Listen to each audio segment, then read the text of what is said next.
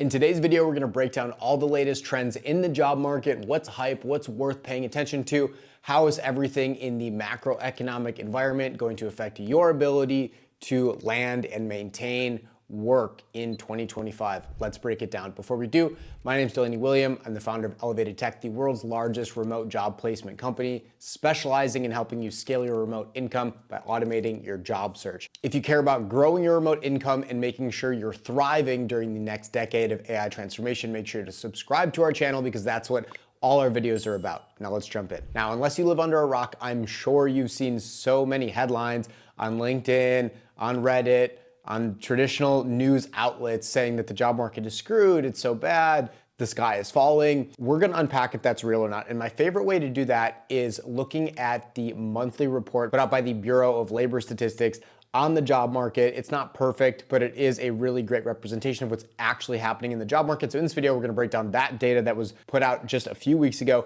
along with some other credible sources to understand what is the job market actually looking like in 2025 and how will that affect your ability to stay employed. Let's do it. So looking at this month's data, the unemployment rate remains at 4.2%, which over the last 20 years is at a nearly all-time low. So what does that state about the job market? Is it actually so bad, so impossible to get a job? No. The unemployment rate is quite low, but there are other underlying forces that are making it hard to get a job. So we will unpack that later in this video. One of the most important data points to pull from this report is that 228,000 non-farm jobs were created in the last 30 days, and US Bank states that we need at least 100,000 to outpace the growth of the US population, which is a good sign that job creation is trending in the right direction. Another great data point from US Bank is that 7.6 million job openings existed in the last 30 days as well, which means there are more job openings than there are unemployed people looking for work, which again is great. It's not gonna be perfect science because not every opening is gonna be a perfect fit for everyone looking for a job. However, that metadata does trend in the right direction, showing that there are plenty of work opportunities for US citizens. Now, how about wage growth? As of March of this year, year-over-year wage growth is up 3.8%. A year prior, it was 5%. This is kind of a good sign, meaning that we're getting inflation in check as an economy. All the data points up to this point paint a rosy picture that things are trending in the right direction, but one slightly concerning data point is that the underemployment scale is at about 8%, meaning about 8% of the workforce that is currently employed is acknowledging they are underemployed. What does that mean? You might be doing gig work, you might be working way below your salary or pay range, meaning that you haven't been able to find the right type of opportunity for you. So that is slightly concerning, and it's at the highest rate we've seen since 2021. Okay, so at a really high level, what does this mean? There are a lot of jobs out there. We are not in this state of total chaos, total fear, where there's a large percentage of the population out of work, especially when looking at the past 2 decades where we've had a lot of challenging things happen in our economy. Generally, there are a lot of open roles available. Sure, some people are underemployed, but for me, at a very high level, what this means is people are struggling with the right job search strategies and abilities to market themselves into the roles. Not that the roles just don't exist in general, but now let's break it down sector by sector in the exact line of work that you find yourself in. Let's start with tech, and we're gonna break down some of the major headlines from the first quarter of 2025 that paint the picture for what's happening in the job market. According to layoffs.fyi, there were 100,000 tech layoffs in the first quarter across 92 companies. Let's break it down. Some of the biggest culprits were Google laying off hardware and HR employees in January, Meta cutting 5% of its workforce, Salesforce cutting 1,000 jobs to make an AI pivot, Workday cutting 1,700 jobs, and Starbucks cutting 11,000 roles, claiming that they're going to be outsourcing their IT. Now, here's my favorite data point for this entire video because everyone's like, oh, there are so many jobs that got cut. But here's the reality. According to CompTIA, in Q1, there were 376,000 tech jobs created. Everyone talks about the layoffs. Oh, there were 50,000 layoffs. But yeah, companies let people go, but companies also hire people, and it's cyclical. So let's break down where all these jobs are coming from and what does this mean about how the tech and overall workforce is restructuring rather than deteriorating. As of April, tech unemployment is at 3.1% versus the broader market at 4.2%, so that's great for tech. The main hiring sectors right now are finance, healthcare, manufacturing, and government. We do have some data here on what these shrinking sectors within tech are.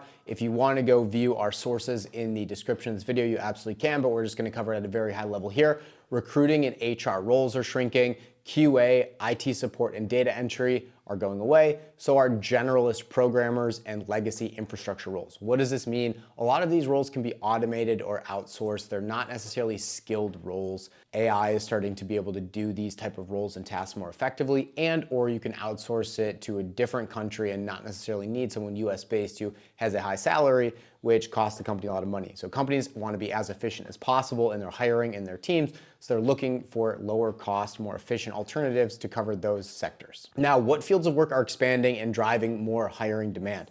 AI and machine learning engineers, cybersecurity, AI security tools, cloud and DevOps, data roles, prompt engineering, and AI product roles. So if we zoom out and think about why this is the case, anything related to AI, not even just core AI, but anything that tangentially supports the growth of AI, billions and billions of dollars are flooding into the growth of AI in terms of its capability, its adoption, its reach, its spread, and its implication into all sorts of fields of work. So anything that can even remotely support that will grow. So what's the bottom line here? Yes, tech jobs are being cut, but so many more jobs are being created. So if you work in tech or you're interested in getting into tech, the key is to learn the skills that are high demand and make sure you're upskilling so that you're employable. Yes, some roles will continue to disappear, but as more and more companies are launched and growing and scaling as a result of the AI race, you can be on those teams as long as you have the right skill sets. So make sure you stay skilled. According to US Bank, healthcare is extremely understaffed and there is so much demand. So yes, our channel is mostly about helping people get remote roles, but if you're loosely in the healthcare field, that is a field that it will always have so much demand.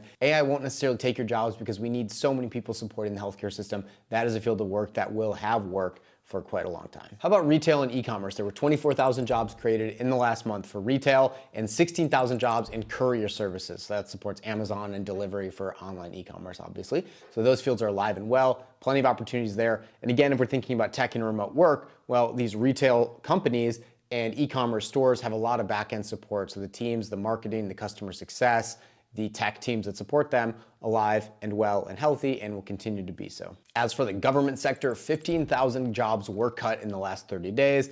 Not a surprise with President Trump and Doge going in and auditing everything. So if you're in the government sector or loosely connected to the government sector or thinking about getting into the government sector, you may want to reconsider your options and look for dry land elsewhere that's less likely to be disrupted and continually cut, especially with the debt issues and budget challenges of the US government. When we look at professional and business services, so that might mean tax, accounting, consultants, all those fields of work, that's relatively flat year over year. So there has not been much change to that field of work, which is not necessarily a bad thing given the instability of the market these days. So now that we've done a deep dive and thrown all the data at you so you have a better understanding of the current job market, let's break down what this practically means for you.